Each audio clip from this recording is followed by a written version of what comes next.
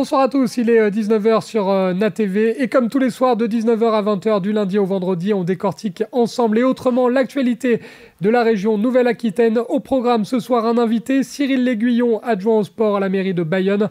On parlera avec notre invité du retour du Tour de France cet été à Bayonne, mais également de la loi anti-corrida, la proposition déposée par le député La France Insoumise, Aymeric Caron, qui a été débattue aujourd'hui à l'Assemblée nationale. Et puis on parlera culture. Le parc du Futuroscope de Poitiers a décroché le Graal, le titre prestigieux de la meilleure attraction du monde. On écoutera l'interview de Laure Mosseron, la directrice communication et marketing du parc du Futuroscope de Poitiers. N'Actu édition du mardi, c'est parti. Avant de parler du Tour de France, on débute en images avec la vidéo du jour. Vous allez le voir sur vos écrans. Direction La Rochelle où la gare fête actuellement son centenaire et ce depuis vendredi dernier. La gare qui a été inaugurée, on le rappelle, le 19 novembre 1922. Vous avez jusqu'à ce soir, si vous avez la chance d'habiter La Rochelle ou l'agglomération, vous avez jusqu'à ce soir 23h pour profiter du spectacle intitulé Entre fer et mer. Pour ceux qui ne pourront pas se déplacer, voici quelques images récoltées par notre journaliste Victor Pérez-Boucheron.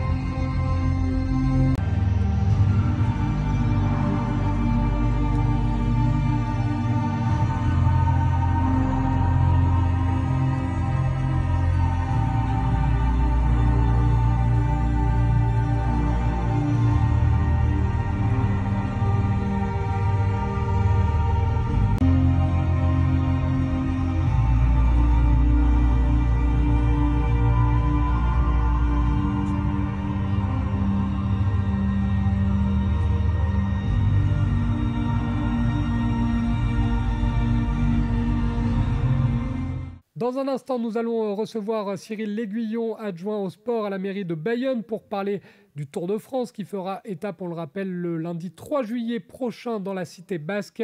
Le Tour de France qui va faire son grand retour 20 ans après. La dernière fois, c'était en 2003. C'était une étape remportée par Tyler Hamilton. Lance Armstrong avait le maillot jaune sur les épaules. Une autre époque, Bayonne donc tout heureux de retrouver la grande boucle et on en parlera avec Cyril L'Aiguillon, avec qui on évoquera également la proposition de loi anti-corrida qui a été débattue aujourd'hui à l'Assemblée nationale, une proposition du député La France Insoumise Aymeric Caron. Mais avant cela, j'accueille avec moi en studio et en plateau Victor Pérez-Boucheron, le spécialiste cycliste de la rédaction de Namédia. Bonsoir Victor. Bonsoir Benjamin, bonsoir à tous. Victor, avant de recevoir Cyril L'Aiguillon et de parler du passage du Tour de France à Bayonne, on va se remémorer un petit peu pour nos téléspectateurs le parcours.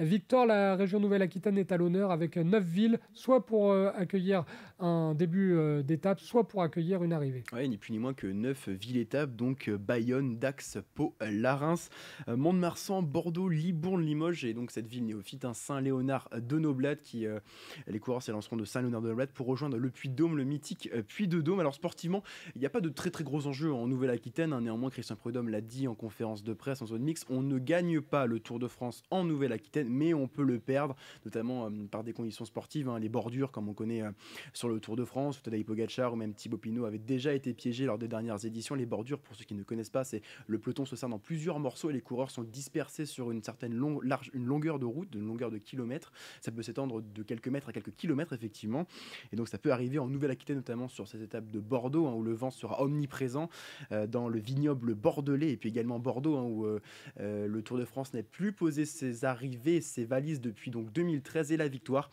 donc de Mark Cavendish, le missile de l'île de Man. Mark Cavendish que l'on va surveiller puisqu'il est à la chasse au record du cannibale Eddy Merckx. On rappelle que Mark Cavendish, en cas de victoire sur ce Tour de France, entrera dans l'histoire de la grande boucle. Tiens, on va écouter le directeur du Tour de France, tu en parlais, Christian Prudhomme, que tu avais rencontré du côté de la Porte-Maillot à Paris le jour de la présentation officielle du tracé 2023. Christian Prudhomme, à ton micro, Victor.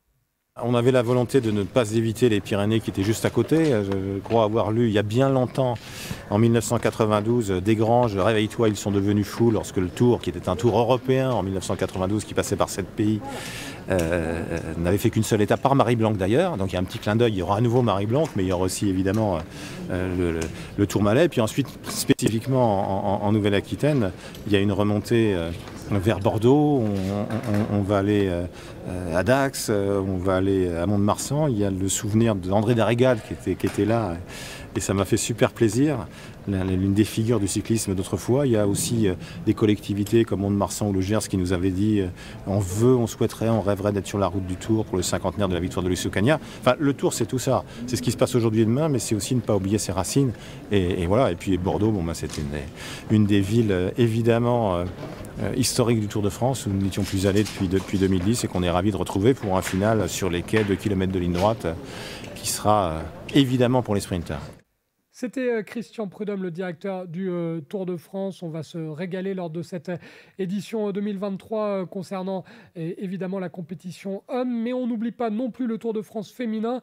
Victor qui a cartonné pour la première édition l'année dernière. Et le Tour de France féminin va également passer par la Nouvelle-Aquitaine. Oui, tout à fait. Et puis également un final de ce Tour de France féminin. Juste avant donc, de passer par la cité paloise et ce contre-la-montre finale, on passera évidemment, les coureuses passeront sur ce mythique Tourmalet entre l'étape Tarbes, Tourmalet, Tarbes qui avait déjà accueilli le Tour de France. Alors là, on n'est plus en Nouvelle-Aquitaine, on est dans les Hautes-Pyrénées, 65, mais Tarbes qui avait déjà accueilli donc le Tour de France en 2019 avec la victoire de Thibaut Pinot sous la bannière Groupama FDJ. Est-ce que ça va sourire à la formation de Stéphane Delcourt, FDJ Suez Futuroscope? Ça, on le saura évidemment fin juillet, mais en tout cas, ce que je peux vous dire, c'est en ayant rencontré Stéphane Delcourt dans le Tour de France, dans le cadre du Tour de France et en dehors du Tour de France, je peux vous dire que ses équipes et lui-même travaillent d'arrache-pied pendant la coupure hivernale pour effectivement faire un très très beau Tour de France et briller sur cette étape il m'a dit cette étape, les organisateurs l'ont pensé pour nous, donc à mon avis il y a quelque chose à la tête de Stéphane Delcourt. Et puis voilà, évidemment ce Pau, la cité paloise où Julien Lafilippe s'était imposé en 2019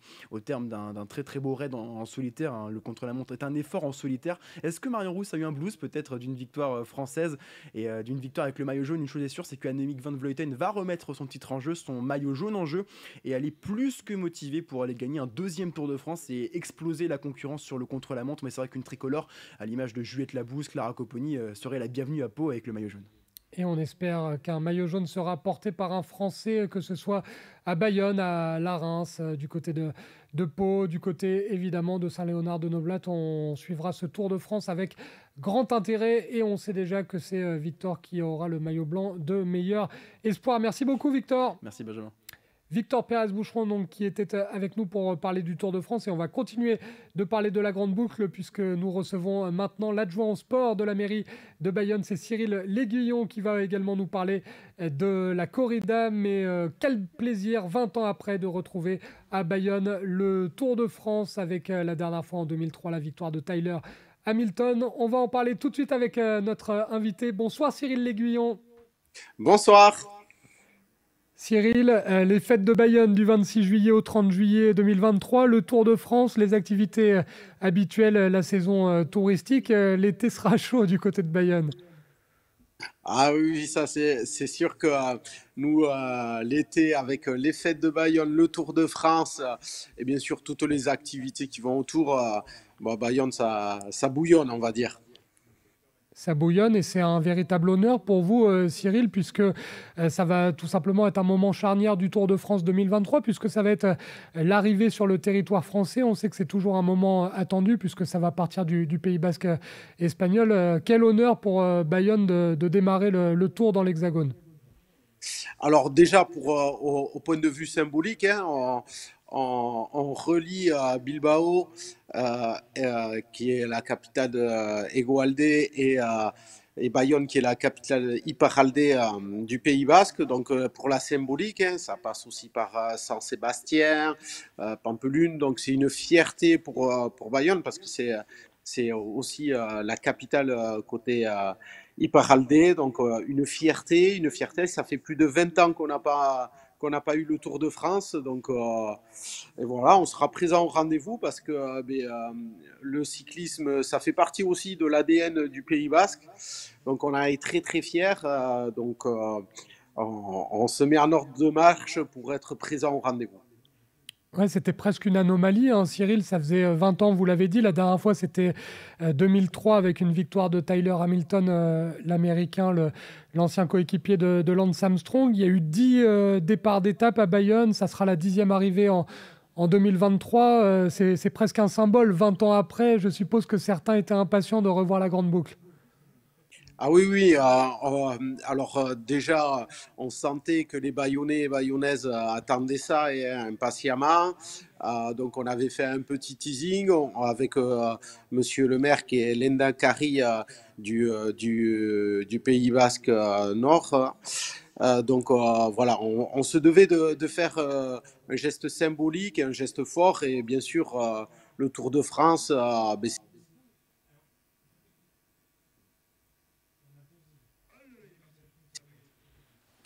ouais, c'est une fierté pour nous.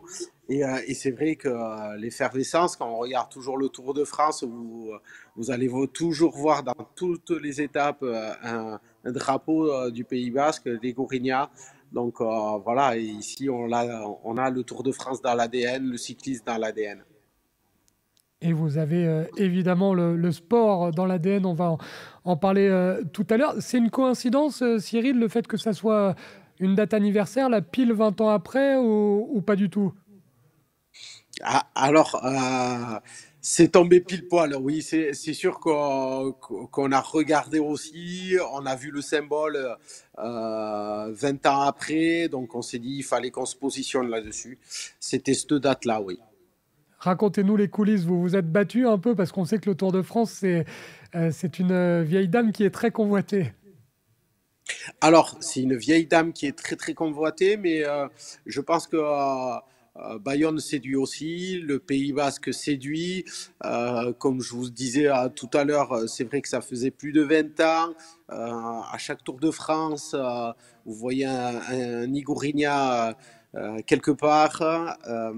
Et c'est vrai que quand le Tour de France passe par les Pyrénées, ben, il y a quand même quelque chose qu'on trouve peut-être pas autre part.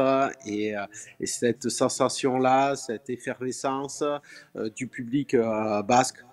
Donc ça, je pense que voilà, ça manque aussi un petit peu au Tour de France parce que c'est vrai, ça s'arrête souvent à Pau et de venir de Bilbao en passant par Sensé, le Pays Basque est magnifique. Donc voilà, je pense que notre candidature avec la candidature, parce que c'est une candidature commune du Pays Basque, a séduit. Cyril, je suppose que vous avez multiplié les réunions pour préparer ce tour et que ça va continuer dans les prochains jours et les prochaines semaines. Alors, on a passé quelques réunions, c'est vrai, pour avoir ce Tour de France. Voilà, et au Pays Basque, les réunions aussi, ça se passe à table, comme souvent, avec une bonne assiette de charcuterie, une dope de taureau. Et les réunions maintenant s'enchaînent à vitesse grand V. C'est vrai qu'on a été à la préfecture de Pau, justement. On a fait plusieurs réunions mairie. On va continuer les réunions, justement, pour que tout se passe bien, que tout le monde soit présent au rendez-vous, que ça soit une belle fête, comme on sait faire à Bayonne. Et on n'a aucun doute sur le fait que ce sera réussi, d'autant que, on va le dire, Bayonne est une vraie ville de sport. Là, on parle du Tour de France, mais en tant qu'adjoint au sport à la mairie de Bayonne, je suppose que vous êtes sollicité de toutes parts. On l'a dit, il y a le Tour de France, il y a évidemment tous les clubs que forme l'aviron bayonnais, que ce soit le rugby, le foot, tout ce club omnisport qu'on aime tant en France. Vous êtes servi, Cyril, vous avez du pain sur la planche.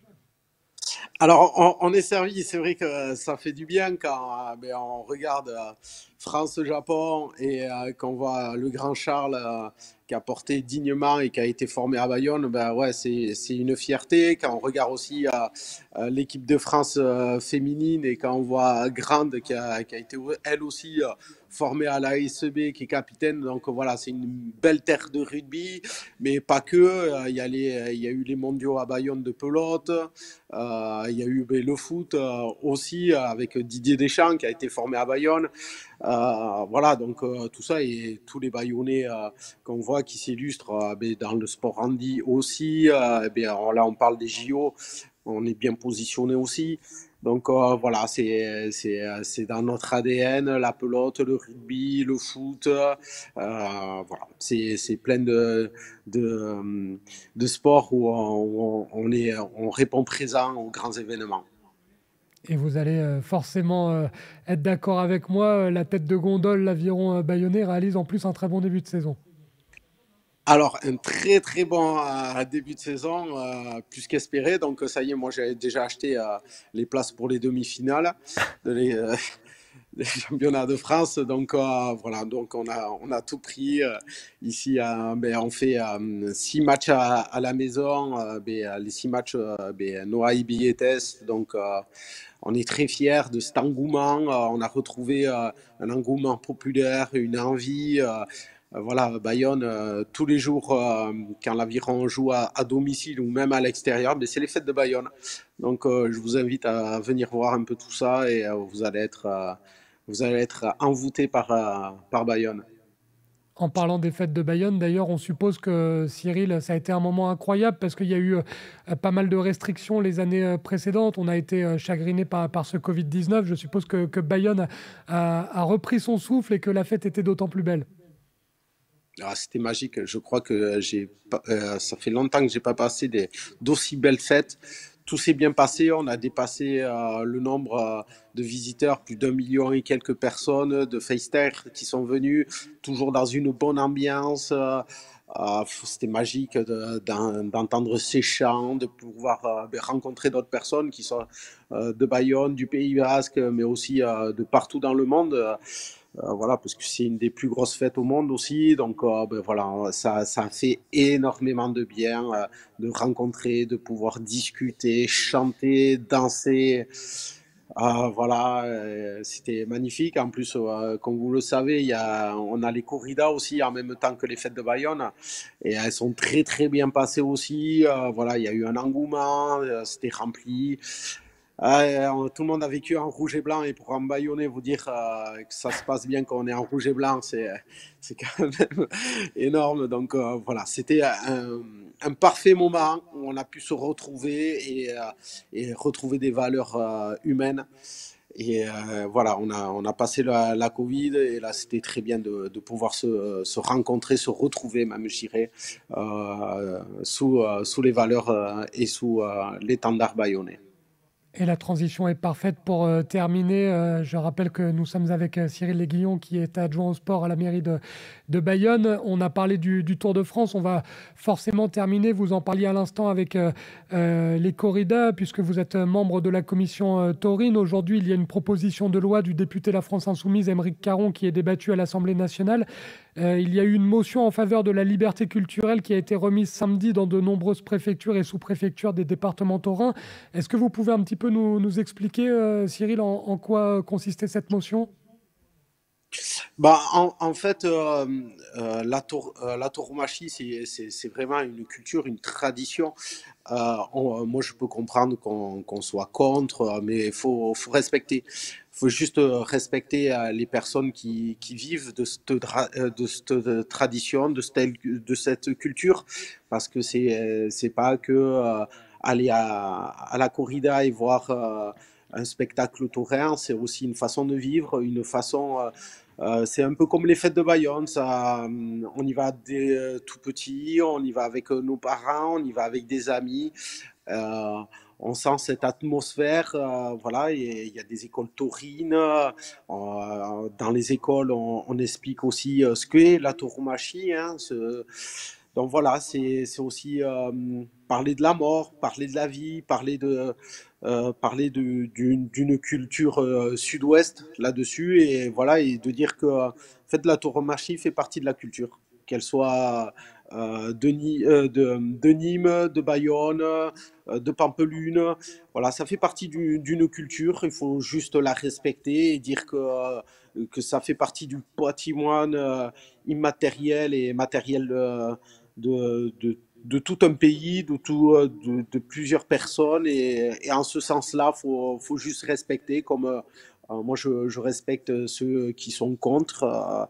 Voilà, on va pas obliger les gens à venir voilà, on demande juste qu'on nous respecte en tant que de culture taurine là-dessus. Et moi, je vous invite à venir de La Rochelle à Bayonne et comme ça, je vous expliquerai un peu qu'est-ce que la tauromachie. On ira voir une petite corrida voilà. Et après, vous ferez vous-même votre opinion là-dessus et respecter les opinions des autres. Je pense que c'est le principe qui nous unit sur le drapeau français, liberté, égalité, fraternité.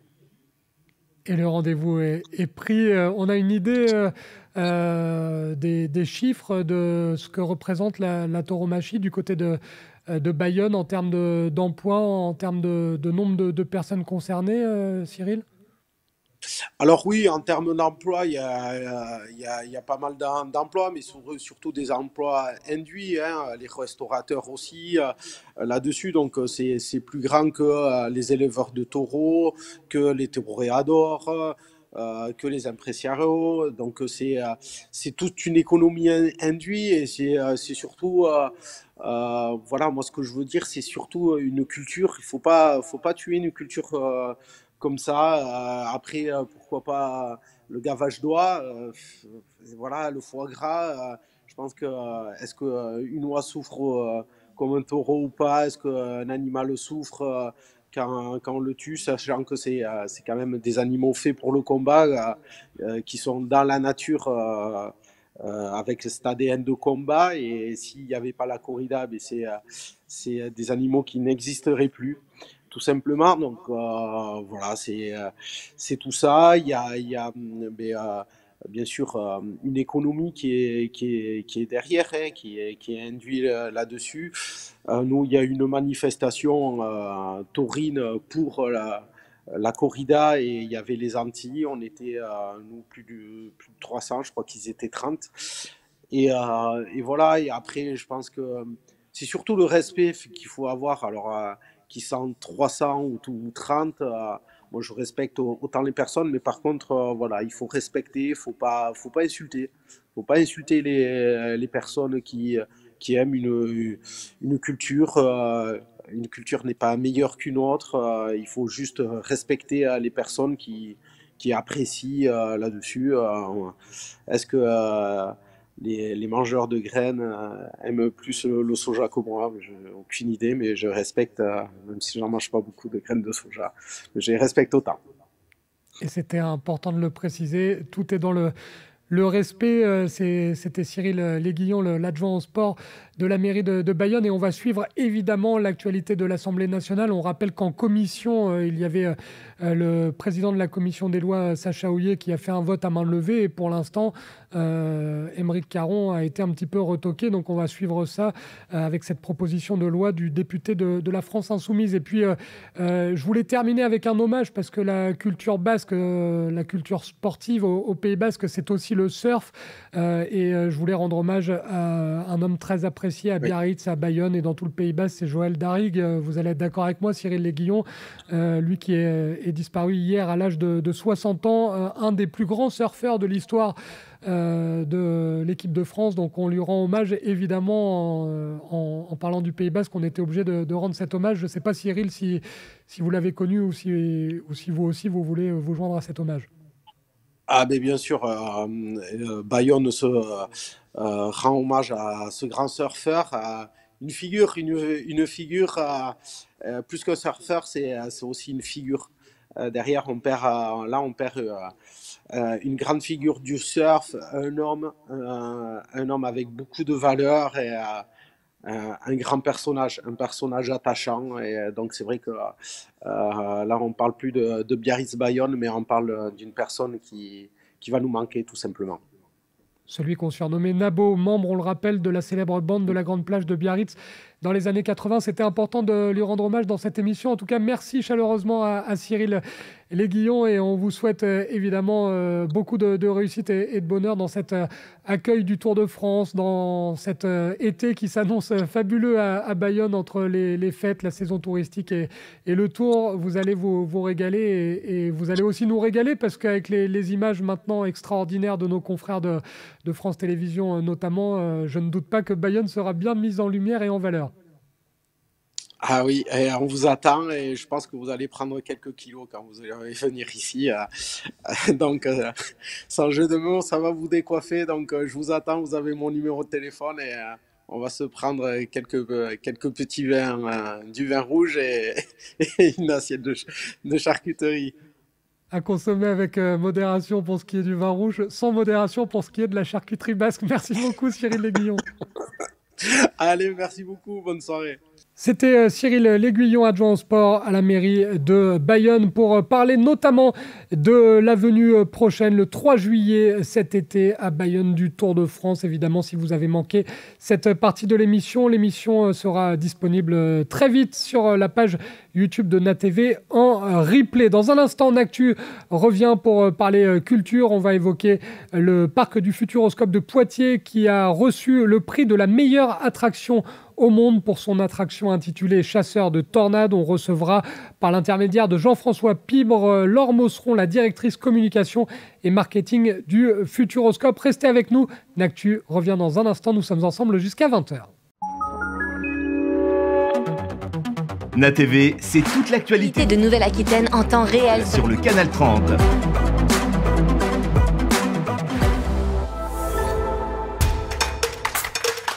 Le Nasport Live, ce sont les plus grands clubs de Nouvelle-Aquitaine. Okeanos sur NATV, l'émission consacrée à l'actualité du nautisme. C'est l'actualité de Nouvelle-Aquitaine vue autrement sur NATV. Namas TV, l'émission idéale pour rester zen en Nouvelle-Aquitaine.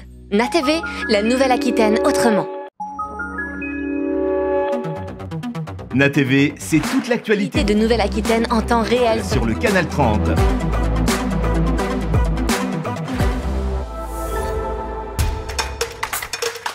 Le Nasport Live, ce sont les plus grands clubs de Nouvelle-Aquitaine. Okeanos sur NATV, l'émission consacrée à l'actualité du nautisme. C'est l'actualité de Nouvelle-Aquitaine vue autrement sur NATV. Namas TV, l'émission idéale pour rester zen en Nouvelle-Aquitaine. NATV, la Nouvelle-Aquitaine autrement. NATV, c'est toute l'actualité de Nouvelle-Aquitaine en temps réel sur le canal 30.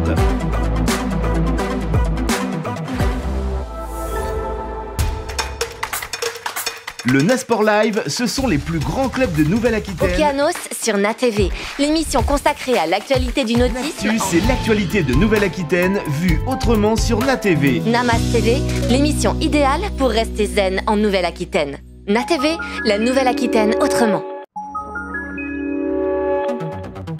NATV, c'est toute l'actualité de Nouvelle-Aquitaine en temps réel sur le canal 30.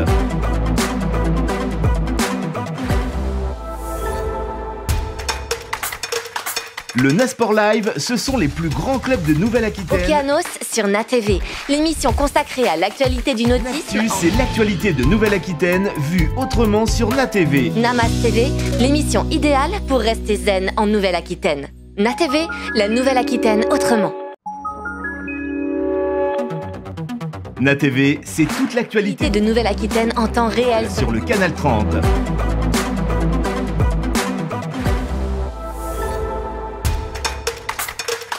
Le Nasport Live, ce sont les plus grands clubs de Nouvelle-Aquitaine. Okeanos sur NATV, l'émission consacrée à l'actualité du nautisme. C'est l'actualité de Nouvelle-Aquitaine vue autrement sur NATV. Namas TV, l'émission idéale pour rester zen en Nouvelle-Aquitaine. NATV, la Nouvelle-Aquitaine autrement. NATV, c'est toute l'actualité de Nouvelle-Aquitaine en temps réel sur le canal 30.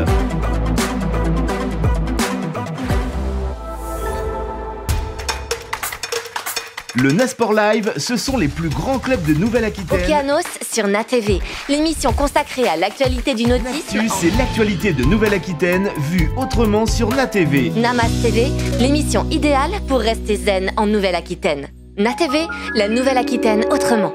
De retour dans Actu 19h-20h, comme tous les soirs du lundi au vendredi, pour évoquer l'actualité culturelle, sportive, politique, économique de la région Nouvelle-Aquitaine. On vient de parler cyclisme avec Cyril L'Aiguillon, notre invité, l'adjoint au sport de la mairie de Bayonne. Si vous avez loupé cette interview, direction la page YouTube de NATV pour consommer l'émission en replay. Maintenant, on va parler culture avec le parc du Futuroscope de Poitiers qui a décroché le titre prestigieux de la meilleure attraction au monde. Vous le voyez sur les images, une attraction intitulée Chasseur de tornades.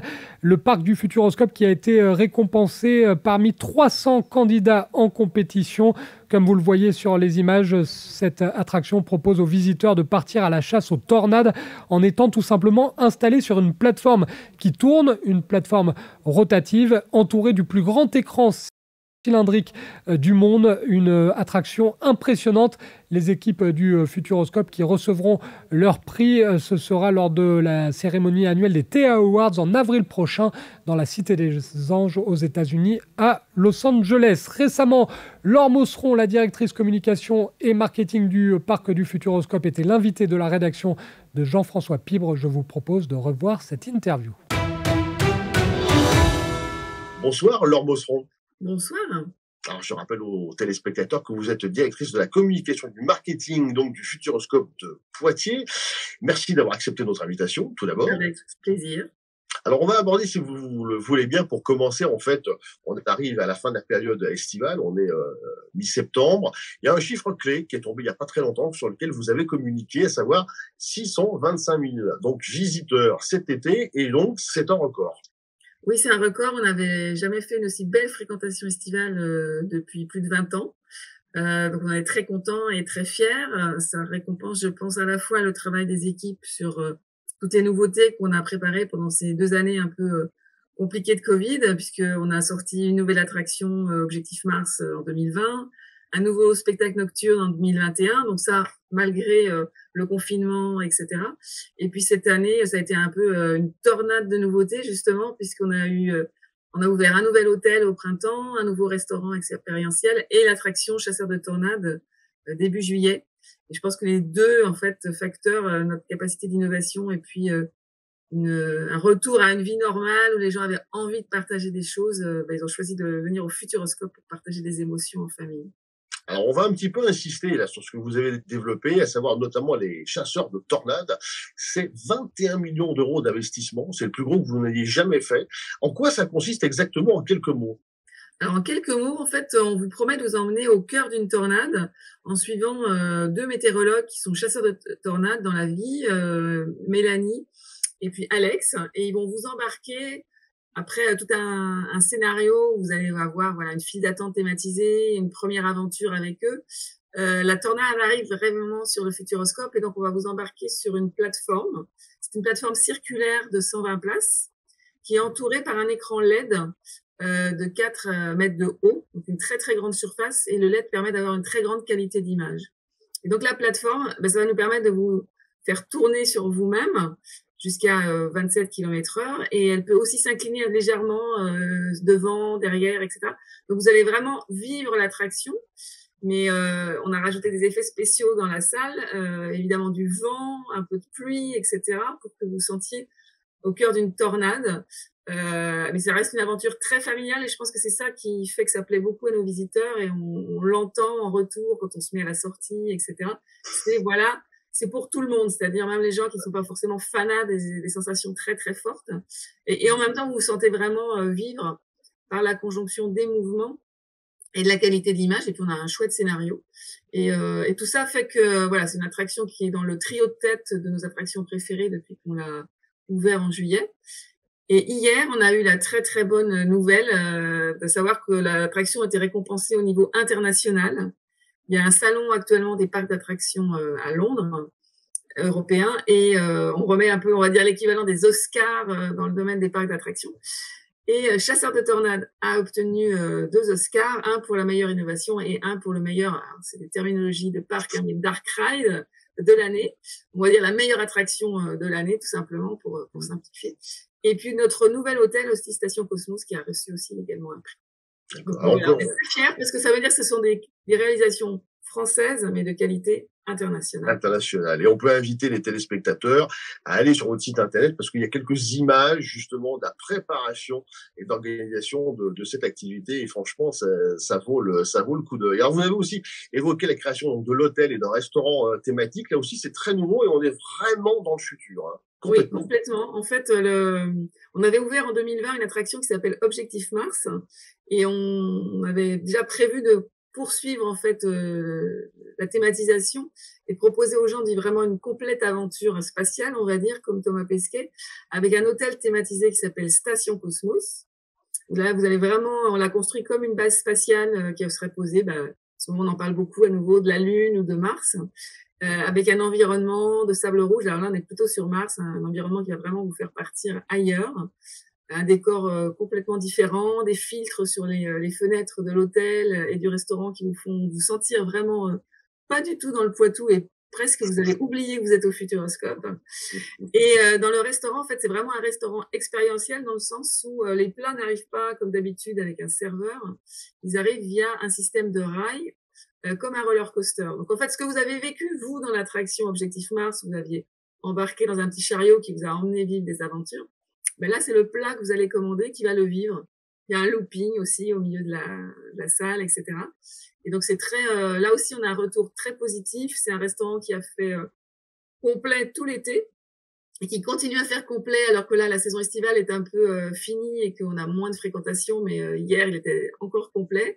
Et l'hôtel, de la même façon, a été rempli à 97% tout l'été et continue à attirer des visiteurs qui choisissent quelquefois de faire leurs vacances un peu en décalé pour avoir moins de monde, mais qui en profitent de cet hôtel quand même. Là aussi, il y a quelques photos sur votre site et on peut inviter tout le monde à aller voir parce qu'on a l'impression de se retrouver un peu dans Star Trek, Blade Runner. Enfin, on est voilà, c'est exactement l'univers. Voilà. Des couloirs qui rappellent peut-être Alien, donc regardez bien, levez la tête pour voir ce qui se passe. Tout à fait. Les amateurs, effectivement, seront sûrement comblés parce qu'on est vraiment, on a l'impression effectivement d'être en 2190, je crois. Il y a une date. C'est ça, Et puis on a, en dehors du restaurant et de l'hôtel, il y a un bar aussi qui a été très thématisé avec une très jolie terrasse pour prendre un verre dehors, profiter de l'été indien, c'est super. Alors justement, toutes ces animations que vous créez année par année depuis maintenant plusieurs décennies, le profil, vous l'avez un peu évoqué, mais c'est familial, mais pas que. C'est très famille et famille au sens large, c'est-à-dire intergénérationnel, c'est des parents avec des enfants, quand même à pratiquement 80% toute l'année. Mais on intègre dans ces 80% aussi des grands-parents avec leurs petits-enfants. Et on en voit de plus en plus, on est très heureux. Et puis, c'est intergénérationnel même à l'intérieur de la famille, c'est-à-dire qu'on est un parc qui est apprécié parce qu'il y en a pour tous les goûts, entre les petits-enfants de 5-6 ans qui vont s'amuser à Futuropolis, les enfants plus grands et les ados. Voilà, on peut en trouver pour tous les membres de la famille. Et puis après, 20% de nos visiteurs à peu près, ce sont plutôt des adultes ou des scolaires. Qu'est-ce qu'on vient chercher justement? Parce que le parc d'attractions en France, c'est quelque chose qui fonctionne bien globalement, mais on vient chez vous pour quelles raisons, au pluriel ou au singulier? Je pense qu'on vient chez nous, globalement dans les parcs d'attractions, on y va pour se créer des souvenirs et partager des moments en famille qui soient un petit peu extraordinaires, qui sont en même temps généralement pas forcément très très éloignés. C'est pas comme un voyage à l'étranger, voilà. Entre 3 et 5 heures de route, on peut trouver un parc qui va vous emmener dans un univers qui va complètement vous déconnecter du quotidien, vivre des aventures, se créer des souvenirs. Et je pense qu'on vient aussi en particulier au Futuroscope pour justement ce côté intergénérationnel qu'il n'y a pas forcément dans tous les parcs. Il y a des parcs qui sont plus typés jeunes adultes avec des sensations très très fortes, ou d'autres dans un univers des fois un petit peu enfantin où les adultes peuvent se sentir un petit peu ennuyés et vous avez l'impression qu'ils viennent pour faire plaisir, mais participent peut-être pas autant que leurs petits-enfants. Et nous, on nous redit ça. Un côté, je pense aussi, Futuroscope, très beau. Tout simplement, on a une belle architecture. On est un parc avec des arbres, avec des espaces d'eau. C'est très différent, voilà, aussi d'autres parcs frères où on est sur des univers très urbains, reconstitués, etc. Et puis, on a toujours voulu garder au Futuroscope le fait qu'on n'est pas un parc scientifique. On n'est pas un parc purement pédagogique, mais on cherche en fait dans le mix de nos attractions toujours à titiller un peu la curiosité de nos visiteurs. Ça, c'est vraiment quelque chose qui fait partie de notre ADN et qu'on veut conserver. Et donc voilà, on pense qu'on s'adresse aux gens curieux et qu'en fait tout le monde est curieux. Un enfant de 5 ans est curieux, une personne de 70 ans reste curieuse. Et en fait, les curieux, ils peuvent s'amuser chez nous et passer voilà, d'une attraction comme Choc Cosmique, où ils vont vraiment apprendre des choses, mais d'une façon ludique, sur l'univers, à aller tester Objectif Mars, où c'est de la pur plaisir, hein, très sincèrement, c'est un roller coaster. Là, on est vraiment pour vivre de la pure sensation physique. Et aller derrière écouter Thomas Pesquet qui vous explique de façon très simple aussi des choses intéressantes sur l'espace. Voilà. Donc c'est ce mélange en fait voilà de ludique et de moments où on peut réfléchir et rester curieux. Et à peu près aujourd'hui combien d'attractions et quelles sont celles qui sont entre guillemets sur le podium? Celles qui sont sur le podium, c'est l'Extraordinaire Voyage qu'on avait ouvert en 2017. Une plateforme, là encore, mais qui bascule les pieds dans le vide, où on vous propose un voyage un peu comme Jules Verne. En fait, Jules Verne avait fait un voyage en 80 jours, où c'est un voyage autour du monde en quelques minutes, mais qui donne aussi des sensations qui sont très euphorisantes. Là encore, c'est quelque chose qui est accessible à tout le monde. Et puis après, les deux autres, c'est Objectif Mars et Chasseur de Tornades, nos attractions qu'on vient de créer, donc on en est très content. Et puis après, des attractions un peu plus anciennes qui sont toujours très prisées, Danse avec les robots, qui est aussi une attraction qu'on peut pas trouver ailleurs. Arthur l'aventure cadet, La Vienne dynamique, le spectacle de magie que l'on a pendant les vacances et qui a été élu meilleur spectacle de magie. On a beaucoup, si les gens regardent en fait sur nos brochures ou sur notre site internet, on a beaucoup d'attractions en fait qui sont dans le top des attractions mondiales. Et c'est un peu pour ça aussi que notre slogan publicitaire, c'est toutes les forces d'attraction, parce qu'en fait, au Futuroscope, vous avez des attractions d'un très, très haut niveau. Très haut niveau, ouais. Justement, qu'est-ce qui, je sais pas comment vous posez la question, mais en quelques mots, on voit bien toute la technologie. Aujourd'hui, on est là-dedans. Donc, ce qui fonctionne, c'est pas simplement l'immersif, la 3D. Ça fonctionne, mais il y a aussi les spectacles de magie qui peut aussi et qui continue finalement de se faire rêver. Oui. C'est les spectacles de magie, des choses, on va dire, simple en fait, un spectacle de magie ça existe depuis plus de 100 ans, mais là on a là aussi la petite touche Futuroscope et notre magicien Bertrand Lotte a joué avec des technologies comme les hologrammes, etc. pour agrémenter son spectacle de magie. Et puis après on a des choses très simples entre guillemets, mais qui sont vraiment sur le domaine du partage. On a créé toute une zone qui s'appelle Futuropolis, qui est vraiment comme une mini-ville pour les enfants, avec plein de petites attractions pour eux. Ils peuvent conduire des voitures électriques dans un vrai parcours automobile, ils peuvent conduire des bateaux sur l'eau, etc. Et ça fait partie maintenant, la zone en son entier, en fait, aussi des top attractions. Les gens, ils passent en moyenne 2 heures pratiquement sur une journée de visite. Et là, ce que les gens aiment, c'est justement pouvoir faire des choses avec leurs enfants. Il y a des attractions où c'est vraiment les enfants qui sont la vedette. Il y a des attractions où c'est les parents et les enfants ensemble, et c'est ça que les gens aiment. D'un point de vue, parce que l'avenir est toujours devant nous, par définition, vous venez de remporter un prix, justement. Vous l'avez annoncé il y a quelques minutes. Demain, après-demain, il y a, j'imagine, déjà des projets en cours. Quels sont-ils? Tout à fait. En fait, on travaille toujours pratiquement avec une vision à 5 ans. Et on avait déjà un peu annoncé notre vision en 2020 pour les 5 prochaines années.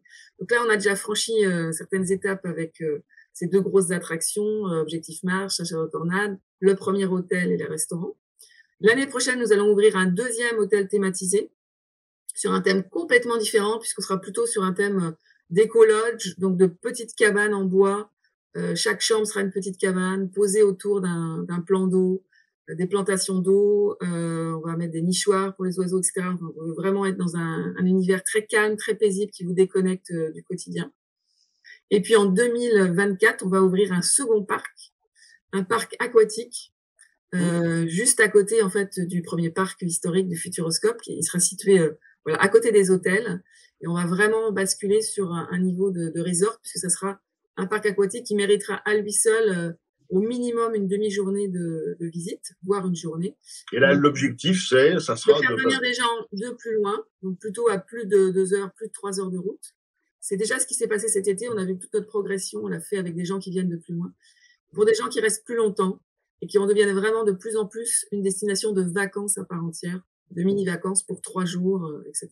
Alors, parc aquatique, ça va être des animations autour de l'eau, on imagine. C'est un parc clos. Voilà, donc on pourra y venir toute l'année, y compris en hiver, etc.